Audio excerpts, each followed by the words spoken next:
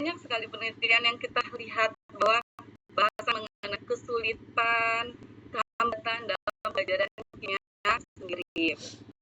Nah, ternyata salah satu inovasi yang dapat dilakukan adalah dengan mengaitkan langsung dengan masyarakat sendiri, sehingga masyarakat merasa dekat dan mereka menjadi salah satu penyumbang ilmu pengetahuan dalam kimia itu sendiri.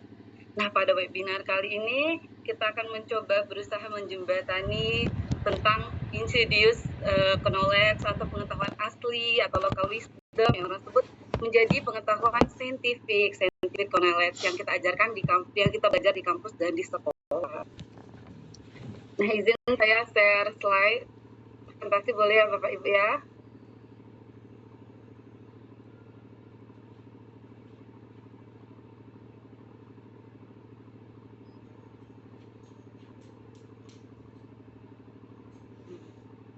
Baiklah, sebenarnya saya sedikit grogi ini karena langsung ini ada Bapak Ibu yang mengajar saya dulu, ya Allah. Gak usah grogi Bu, kita sama-sama sih kok.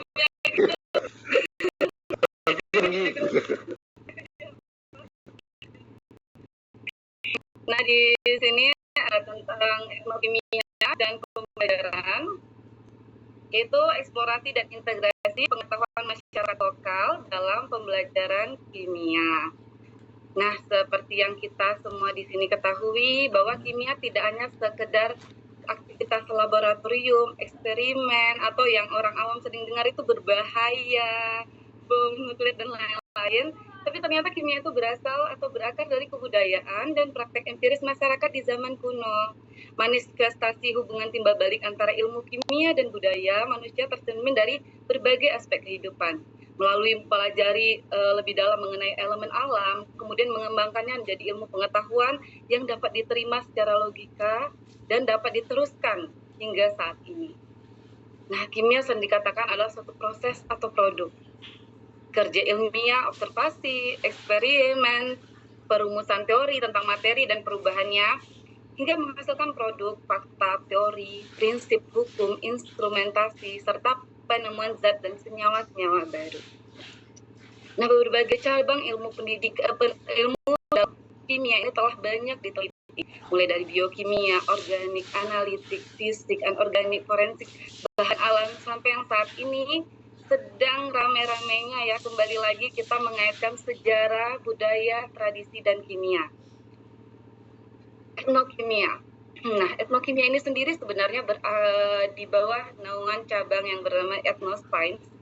Nah, ini sebenarnya berasal dari penelitian yang dilakukan di beberapa negara sebelum Indonesia, itu ada di Afrika, dari meneliti mengenai aktivitas suku-suku semuanya di India, di Cina, dan mengaitkannya ke dalam pengetahuan yang dapat diterima oleh masyarakat. Karena ketika mengaitkan suatu kebudayaan yang tadinya agar tidak menjadi sebuah mitos atau legenda, nah sebaiknya dikaitkan dalam pembelajaran sains atau dikaitkan dengan ilmu-ilmu pengetahuan yang dapat diterima sehingga dapat dengan ilmiahnya menjadi ilmu pengetahuan yang dapat diteruskan.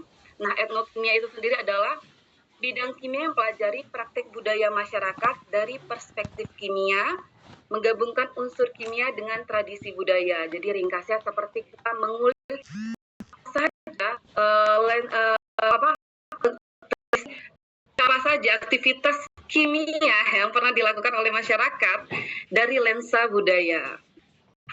Di studi tentang gagasan kimia yang ditemukan dalam budaya apapun, nah cakupannya adalah sifat kimia, bahan alam, tumbuhan, hewan, dan mikroorganisme yang terdapat dalam budaya masyarakat. Nah, negara pengkajinya itu dulu Tiongkok, India, Brazil, Afrika, dan sekarang Indonesia yang cukup banyak dilihat tentang penelitian mengenai mau itu etnokimia, etnofisika, etnomatematika, dan lain-lain. Mungkin di sini juga ada Bapak Ibu atau adik-adik sekalian mahasiswa-mahasiswi yang pernah meneliti tentang etnokimia juga ya. Nah, bagian alur dalam eksplorasi, transformasi, sampai nanti diintegrasikan dari pengetahuan masyarakat lokal dalam pembelajaran kimia.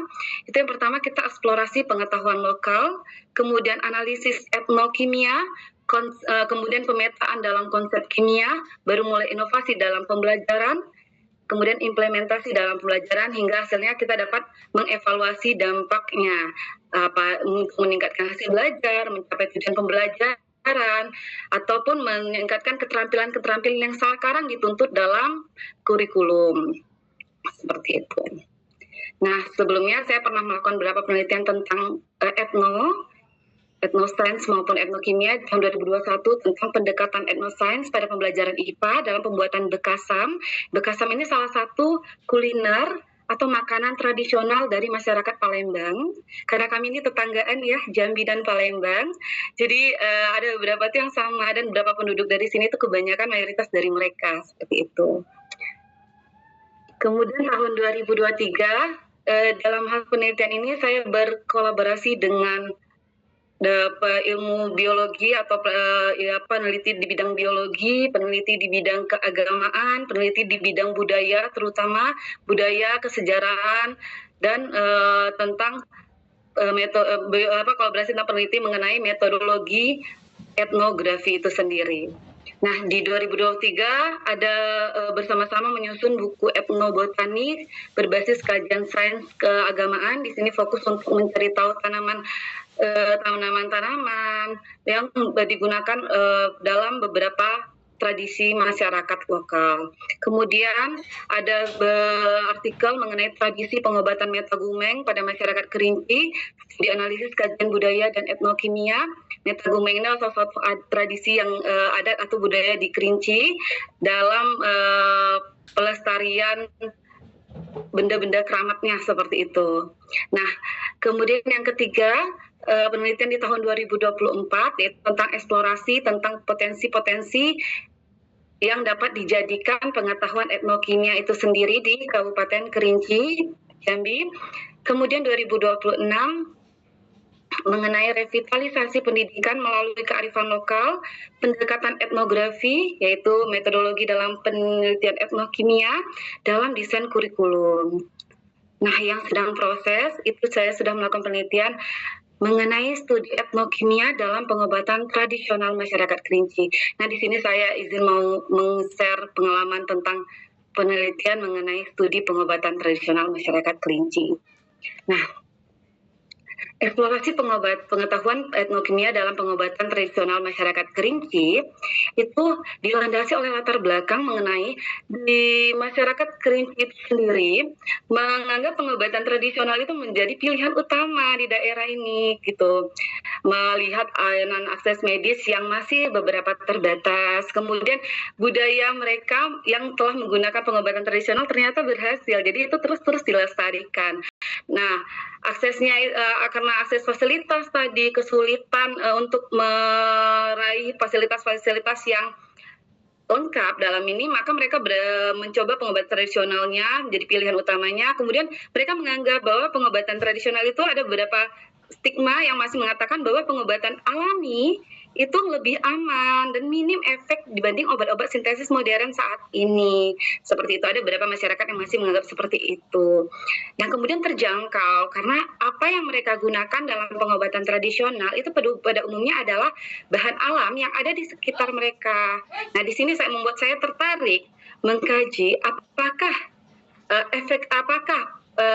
saja bahan-bahan alam yang mereka gunakan, bagaimana cara penggunaannya, kemudian dikaitkan dengan kandungan kimianya, aktivitas farmakologinya, kemudian mekanisme reaksinya.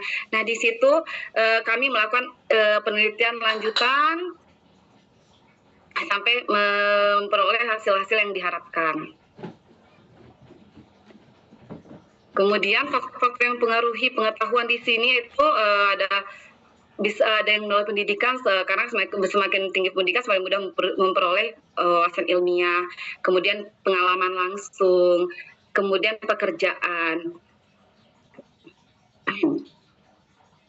Nah, selain itu juga beberapa hal Bu yang mereka gunakan dalam pengetahuan etnokimia, etno budaya tradisi masyarakat di Provinsi Jambi ini sendiri, terutama di lokasi penelitian saya di Kabupaten Kerinci, itu tergolong adalah pengetahuan yang terancam itu maksudnya bisa jadi suatu saat nanti akan hilang.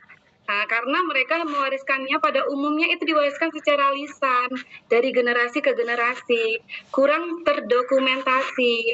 Nah, disinilah tradisi lisan ini membatasi penyebaran pengetahuan.